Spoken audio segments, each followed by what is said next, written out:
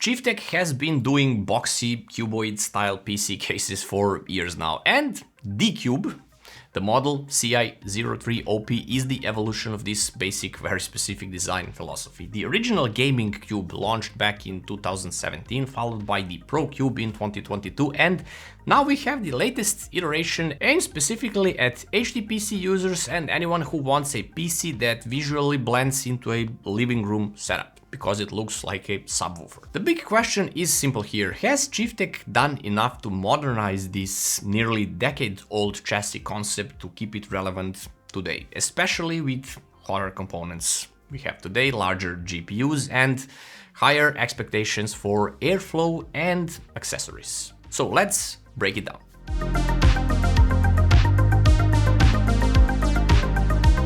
The Cube is a microATX cube-style chassis measuring 385mm tall, 265mm wide, and 355mm deep, with a total weight of 4.64 kilos. It supports mini-ATX and microATX motherboards, and construction is a mix of steel and plastic. Design-wise, the Cube is intentionally understated. Chieftec clearly wants this case to resemble a speaker or subwoofer rather than a PC, and it succeeds in that 100%. The front features a circular cloth-covered panel that looks exactly like a speaker grille, hiding a large 200mm front intake fan behind it. There are no logos here, RGB accents, or aggressive angles on the front. This case is all about discretion. Compared to the previous Cube variants, this one is taller, not because the frame itself has grown, but because Chieftec redesigned the top cover to be significantly deeper. This change plays a role later when we talk about cooling support. The front I/O panel has been finally brought into the modern era. So you're getting one USB 3.2 Gen 2 Type-C, two USB 3.0 Type-A ports, headphone and microphone jacks, circular power button with integrated white LED dot in the middle. The inclusion of USB-C is very welcome, especially for a case clearly meant to live in a living room or a office setup.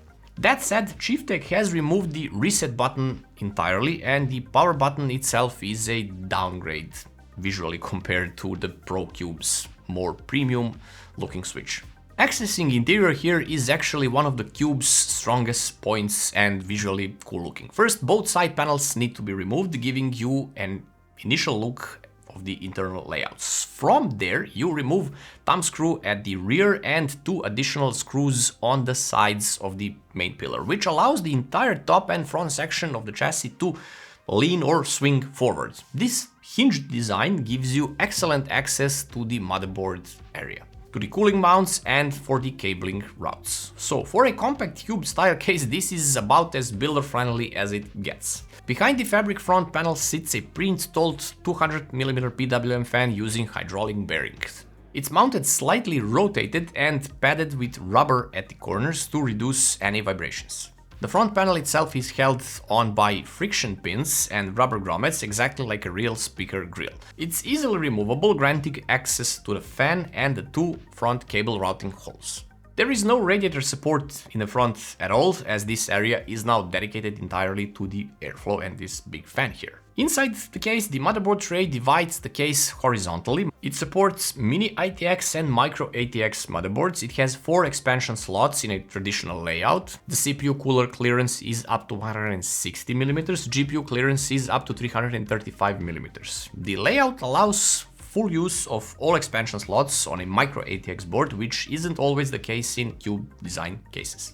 But regarding the fan and radiator support here, in the front we have 200mm pre-installed fan. On the top we can mount two 120mm fans or one 200mm fan. For the top radiator, up to 240mm AIO can fit here, but there are limitations. And at the rear we can mount one 120mm fan. And this is actually one of the biggest improvements over the previous Cube versions here. The redesigned top cover allows fans to sit on top of the frame, so thus increasing internal clearance and finally enabling a 240mm AIO in the ceiling. So the radiator mount here is offset toward the CPU side, keeping the GPU area clear. Chieftec no longer lists radiator support, but as with the Pro Cube, I think that 120mm AIO can technically still be mounted at the rear side. The storage support here is not neglected, the Cube excels here. 2 internal 3.5-inch bays, 2 less trays here, 2 internal 2.5-inch bays officially listed here, and additional 2.5 mounting positions on the floor of the case. So in practice, you can fit up to 7 storage drives here, which is excellent for a living room media PC or content-heavy system. As for the PSU length support, 160mm only. The PSU bay sits at the bottom rear and it's just large enough to fit a modern power supply here while keeping the 3.5-inch drive cage installed. But you can remove one cage wall and you gain extra PSU clearance if that is needed here. And there is a rear removable dust filter under the case as well. Small one, but it does the job for the PSU. The rear layout hasn't changed much since 2022, bottom-mounted PSU bay, motherboard and expansion slots. Above that, 2 circular pass-through holes for external liquid cooling here are also present, and expansion slots use the breakout covers, which is actually kind of disappointing at this price point.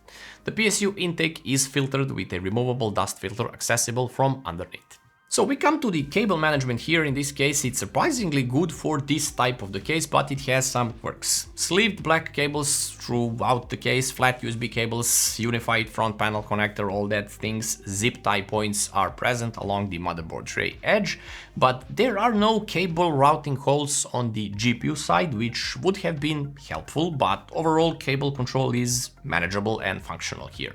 So even if it doesn't look pretty.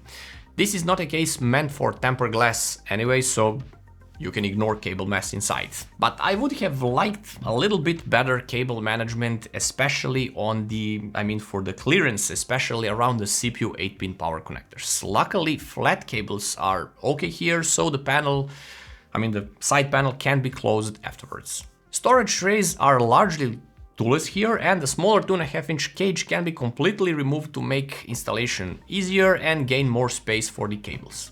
Out of the box, the thermals here are acceptable but warm. The single 200mm front intake fan does most of the work here, but airflow is restricted by some things here. A relatively closed top cover, so removing that mesh filter up top helps with this, or adding fans too. A small perforated side vent only on one side panel. GPU takes a major hit here, simply this cutout needs to be bigger, wider for newer GPUs. And it doesn't have no rear exhaust fan included. But even after these temperatures with Ryzen 7 7800 X3D and RX 9070 XT remains on point. CPU is cooled with Montech NX 600 cooler, the idle is around 40 degrees. Gaming is in the upper 50s, 57 to 58 degrees most of the time, while stress testing can put this CPU up to its thermal limit of around 82 degrees. Still okay for a tower heatsink, but more airflow is apparently needed here. I did add another fan at the back, simply said a smaller area inside is doing its thing. GPU stayed around 30 on idle, which is for this particular card a bit on the warmer side, while under load it managed to be in the lower 50s, around 53 degrees, which is again for this particular card unusual since it's always below 50. Thus, thick GPUs suffer the most here, as only part of their fan area lines up with the side vent, so it needs a larger vent here or venting on both side panels. That would have helped significantly with the temperatures. Noise levels remain reasonably quiet thanks to the large front fan, but thermals improve noticeably once a rear exhaust fan is added. As for the building experience inside the Cube, it's refreshingly straightforward and super easy. The motherboard installation is standard, though standoffs must be installed manually. The swing open top design makes installing a top-mounted AIO far easier than expected in a Cube style case. And GPU clearance is sufficient even for wider cards and longer cards. The end result is functional rather than beautiful build, but accessibility and practicality are strong points here. But it also has some pros and cons. For the pros, the speaker-like design is ideal for living rooms. The modern I/O with USB-C is excellent here. It has excellent accessibility with that hinged top front door. It supports a 240mm top-mounted AIO, and the large 200mm front fan intake is included out of the box. It has outstanding storage capacity for its size, and toolless drive trays are also present here, and surprisingly good cable management for its size. But for the cons, the higher price than the Pro Cube is actually not good. No rear exhaust fan included out of the box, and somewhat restrictive airflow due to the top and side panel design. The side vent is too small for modern GPUs, and there is no venting on the opposite side panel. And also the breakout PCI slot covers, these are outdated. Also, the accessory kit remains stuck in the past. Cable management could have been better for some motherboard areas, but in the end, the Cube improves a lot on the Pro Cube in some important ways. Most notably in the cooling support. The modernized I/O is present here with that unified front panel wiring, and the inclusion of a large 200mm fan is also cool. These upgrades help keep this long-running chassis design relevant in 2025. However, Chieftec ignored several easy fixes here. The airflow remains more restrictive than it needs to be. The accessories kit feels stuck way in the past, and the lack of a rear exhaust fan hurts thermals out of the box. Luckily, this is an easy fix by adding additional fan on the back. On the positive note, they did improve build quality a lot. I need to give them credit there.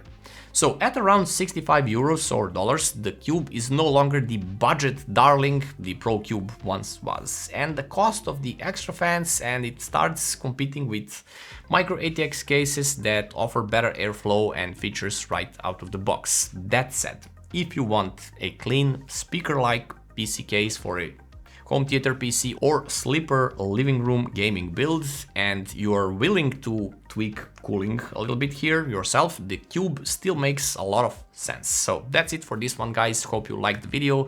Sub to the channel, like and share the video, and I'll see you in another one.